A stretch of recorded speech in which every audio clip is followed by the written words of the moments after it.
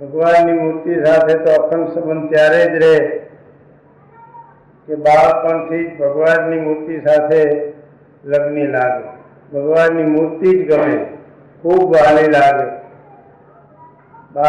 નાના બાળકને જેમ મા વાલી લાગે છે તેમ જેમ ભગવાનને વિશે સ્નેહ ઉત્પન્ન થાય છે ત્યારે ભગવાન સિવાય બીજું કાંઈ જ ગમતું નથી. બધો આનંદ એ મૂર્તિના દર્શન કરવામાં, મૂર્તિમાં રહીને મૂર્તિમાં જોવી, એમ બાપાશ્રી કહે છે. એનો અર્થ જ કે અતિ સ્નેહ કરી અને એ મૂર્તિ સાથે રસબસ થઈ જવું. ભગવાનની કૃપા થતાં આમ થાય છે. ભગવાનના સંબંધ સાથે જોડાતા જોડાતા ભગવાનની આપણા ઉપર કૃપા ઉતરે છે. એ કૃપાને લીધે મૂર્તિ ભૂલાતી નથી. મૂર્તિ ન ભૂલાય એ રીતે બધી જ ક્રિયા કરવી જોઈએ. ક્રિયા એવી ઉતાવળે ન કરવી જોઈએ કે જેથી મૂર્તિ ભૂલાય. કાર્ય બગડે તો વાંધો નહીં, પણ મૂર્તિ ન ભૂલાય એમ કરવું જોઈએ. મૂર્તિનો સંબંધ રાખતા રાખતા કીર્તન બોલવા, મૂર્તિ સાથે જોડી જતા જો કીર્તન બંધ થઈ જાય તો કઈ જ વાંધો નહીં, પણ ભગવાનની મૂર્તિનો સંબંધ છે એ સર્વોપરી પ્રાપ્તિ છે. જ્યારે જ્યારે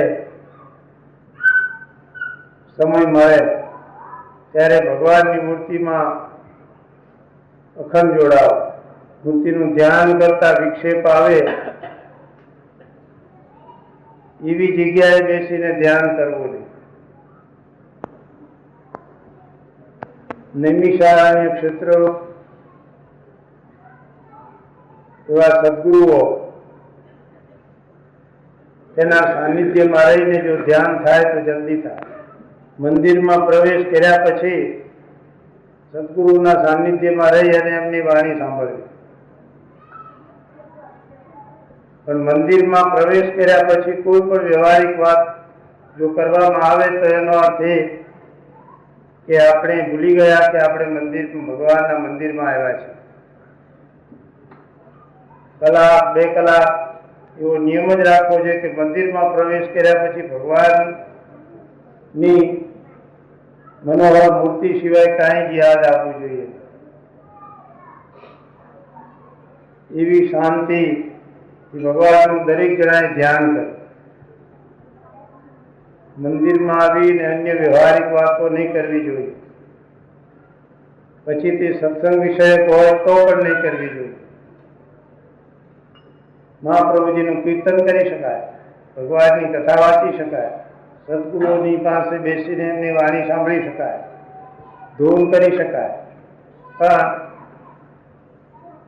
સત્સંગ વિષયક કે બીજી વિષયક વાત નહીં કરવાની.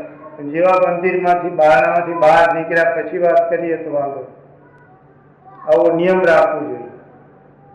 તો એ મંદિરની શિસ્ત જાળવી કહેવાય.